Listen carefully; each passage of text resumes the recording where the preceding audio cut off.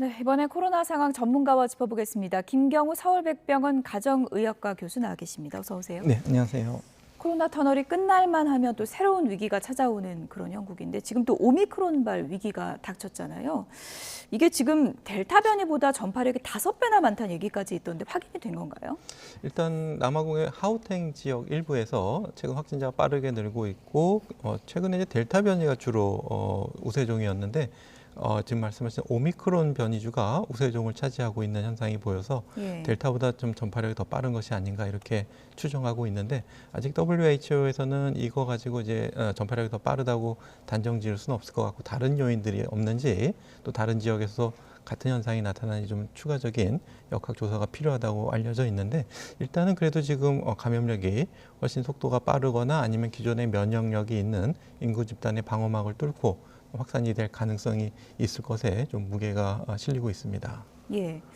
그러니까 이게 아직 우리에게는 좀 새로운 바이러스인데 일각에서는 투숙객, 같이 호텔에 있는 투숙객까지도 옮겨왔다 그래서 이게 공기 중으로 전염되는 거 아니냐 이런 얘기까지 있더라고요.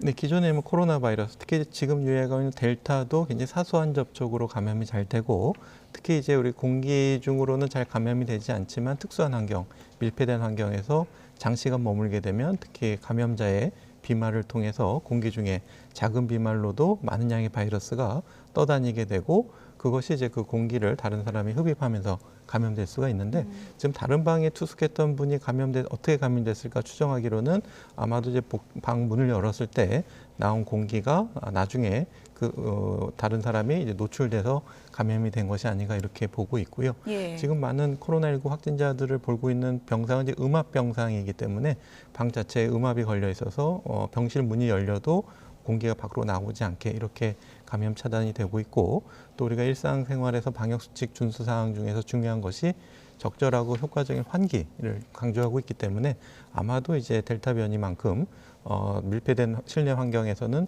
더 전파가 빠르게 일어날 가능성이 매우 높을 것으로 보이고 있습니다. 근데 이게 더 걱정되는 게요. 우리 기존의 PCR 검사에서 코로나 확진자 잡아내는데 이게 잡아낼 수가 없다고 하던데요. 왜 그런 건가요? 근데 이제 잡아낼 수 없다는 것이 이제 놓친다는 뜻은 아니고 예. 양성이 나왔는데 이분이 이제 오미크론 감염인지 아니면 델타 변이 감염자인지 일반 PCR 검사로는 알 수는 없는데 일단 양성은 나오나요? 그렇죠. 일단 양성은 나옵니다. 그렇군요. 네. 그래서 이제 변이가 잘 생기는 S 유전자를 타겟으로 하게 되면은 놓치는 경우가 많기 때문에 지금 허용된 PCR 키트는 변이가 잘 일어나지 않는 코로나19의 다른 부위를 3가지 이상을 동시에 검사하도록 키트가 허가가 되어 있는데 그렇기 때문에 S 단백질의 변이가 많이 생겨도 예. 놓치진 않는데 양성이 나와도 이것이 이제 진짜 오미크론인지 확인하려면은 우리가 유전체 분석을 해야 되는데 처음에는 이제 전장 유전체 분석을 하다가 지금 이제 변이가 주로 일어나는 특정 유전자를 중심으로 유전체 분석을 할 수가 있고 그래도 이제 시간이 한 3일 정도는 걸리기 때문에 확진자가 확인을 했고 그 사람이 나중에 알고 보니까 변이였다라고 했을 때는 이미 한 4, 5일 지난 후에 확인되기 때문에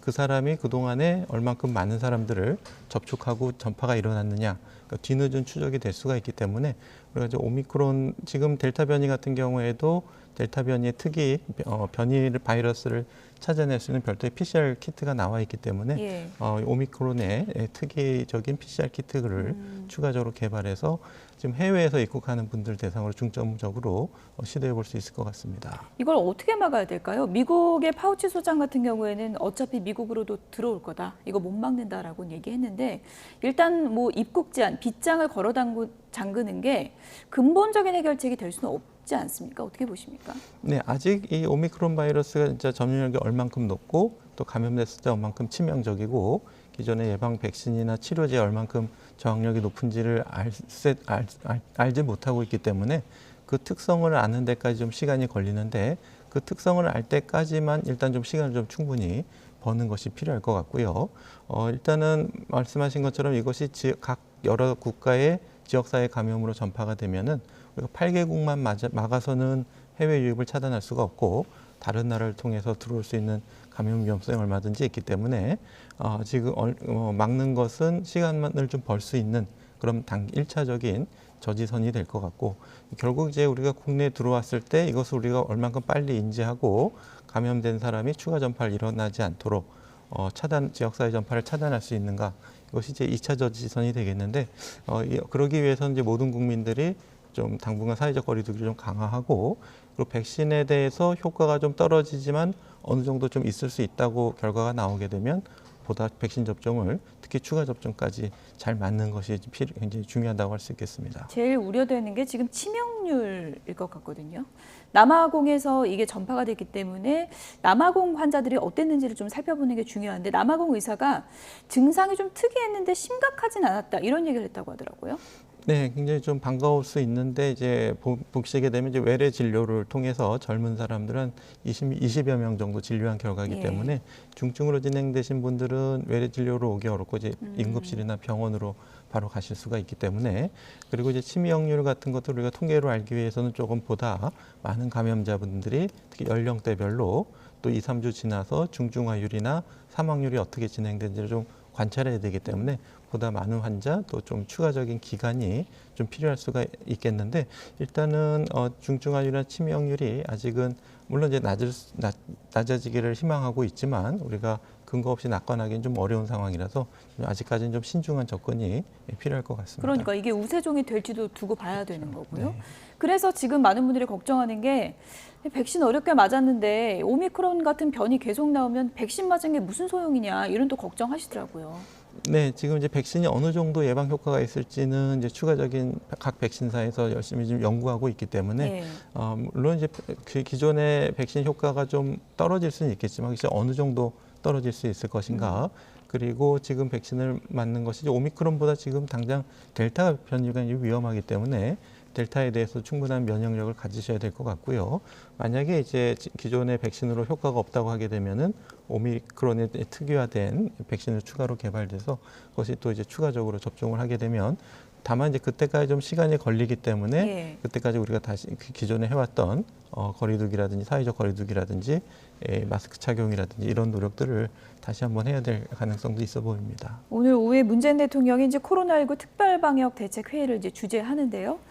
확진자 수는 줄지 않고 그리고 또 새로운 변이까지 등장한 상황이어서 무언가의 추가 대책은 나와야 되지 않냐 이런 얘기들이 많은 것 같습니다. 어떤 내용이 좀 추가돼야 된다고 보십니까? 네, 일단 오미크론은 지금 해외 입국자 관리를 통해서 어느 정도 시간을 벌 수 있을 것 같고요. 문제는 지금 델타 변이에 의한 확산세가 좀 우리가 컨트롤하기 좀 어려운 상황이 됐는데 지금 수도권뿐만 아니라 충청, 강원 지역의 중등증 병상이나 위중증 병상이 좀 포화 상태이기 때문에 더 이상 환자를 받기 어려운 한계 상황까지 오고 있고 문제는 이제 지난주에도 60세 이상 확진자분들이 매일 1,000명 이상 더 증가한 양상으로 예. 나오고 있고 사망자 같은 경우에도 계속 가파르게 증가하고 있어서 확진자 숫자보다 사망자 숫자가 더 급하게 상승하는 양상을 보이고 있어서 문제는 이것이 지금 계속 나왔던 고령의 확진자들 중심으로 앞으로 2, 3주간 더 지속될 가능성이 많기 때문에 앞으로 향후한 2, 3주간은 매우 큰 혼란이 예상되기 때문에 예. 우리가 지금 신속한 또 적극적인 조치를 하지 않게 되면 더 큰 위기를 맞을 수 있을 가능성이 높아 보입니다. 오후에 어떤 얘기가 나올지 좀 지켜봐야 될 것 같고요. 끝으로 간략하게 이거 좀 짚어볼게요.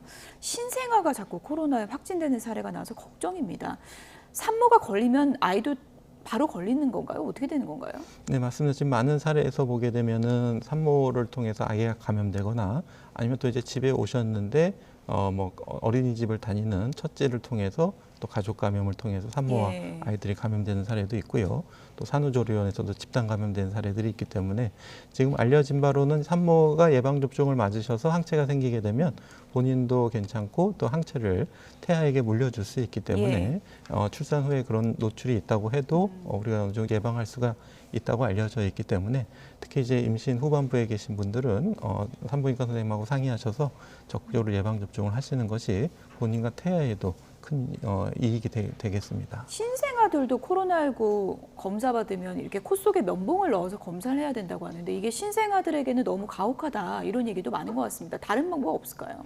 네, 일단은 코 쪽으로 검사하는 것이 가장 검사 정확도가 높고요. 예. 이제 해외 연구로 이제 타액, 침 같은 경우에도 바이러스가 농도가 높을 때는 충분히 민감도가 높다고 알려져 있고 지금 실제로 코하고 타액을 같이 검사하고 입안을 같이 검사하고 있어서 우리가 조금 더 이제 코하고 특히 이제 입안하고 검사 결과가 크게 차이가 나지 않는다면 말씀하신 것처럼 타액이나 이제 구강을 통한 검체를 또 하는 것도 필요한데 일단은 정확도를 높이기 위해서는 또 신생아가 크게 문제가 없다면은 일단 두 가지 정확도를 위해서는 네. 좀 검사가 지금 현재는 진행되고 있습니다. 네, 여기까지 듣겠습니다. 지금까지 김경우 서울백병원 가정의학과 교수였습니다. 고맙습니다. 네, 감사합니다.